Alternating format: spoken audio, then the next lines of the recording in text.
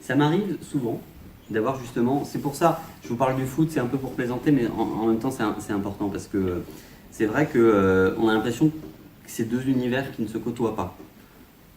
La musique classique, l'opéra, ok c'est une chose, et le stade de foot, c'est pas le même public.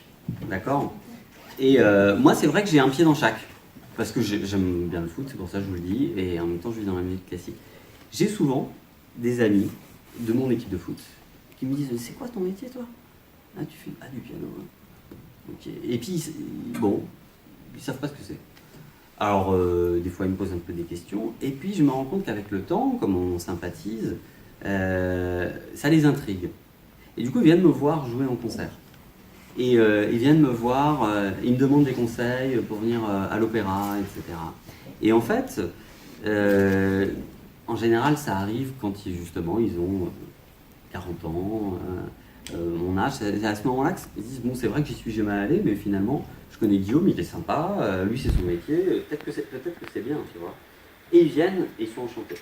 Et c'est souvent, c'est souvent pour eux une grosse découverte. Donc, Émilie, c'est tout à fait possible que toi, à 35 ans, 40 ans, tu rencontres quelqu'un qui dit bah ouais je suis prof au concert. Ah bon?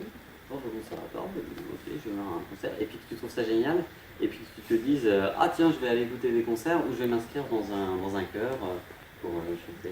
Et tu penseras à moi à ce moment-là. Ah ça tu veux pas le savoir. Ah on est souvent.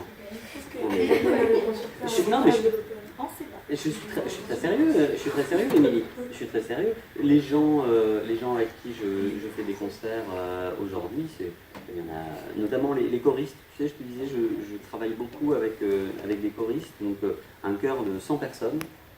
Et c'est des gens, c'est pas des professionnels, hein, c'est que des amateurs. Donc c'est des gens qui viennent après leur travail, le soir, ils viennent passer leur week-end pour travailler avec nous, donc dans la musique classique. Ces gens-là, quand ils étaient au collège, la musique classique, ça leur parlait pas du tout. Justement, au conservatoire, pour te donner un ordre d'idée, tu as des listes d'attente dans toutes les classes. C'est-à-dire qu'il y a énormément d'enfants qui veulent venir faire de la musique au conservatoire, mais il y a un nombre de places restreint. C'est ça. Du coup, il y a beaucoup plus de demandes que d'offres de places. Donc non, c'est quelque chose qui... La musique classique, elle est en plein essor. En France, il y a 25 opéras. 25 opéras. Il y en a 2 à Paris. Il y en a un à Tours. Il en reste 22. Ça veut dire que des opéras, il n'y en a pas partout. Vous avez la chance d'habiter dans une ville où il y a un opéra. C'est quelque chose de précieux. Et moi, ma réflexion était la suivante, c'était que j'ai grandi dans des villes où il n'y en avait pas. Et quand je suis allé, c'était assez fou, quand je suis allé travailler à l'Opéra de Tours, je me rendais compte que c'était la troisième fois de ma vie que j'allais voir un opéra. C'est-à-dire que j'ai été engagé pour y travailler, et j'en avais vu une fois en Lorraine, à Metz, là où j'ai grandi, et une fois à Bordeaux, j'étais allé en voir un. Et du coup, à 37 ans, 36 ans, je me retrouve à venir bosser à l'opéra pour accompagner le chœur, et je n'en avais vu que 2 dans ma vie. Et je trouve que l'opéra est un endroit incroyable parce que ça mêle le chant, les musiciens, les chorégraphes, les costumes, les décors. Il y a énormément de gens très très très compétents qui se concentrent pour faire une production.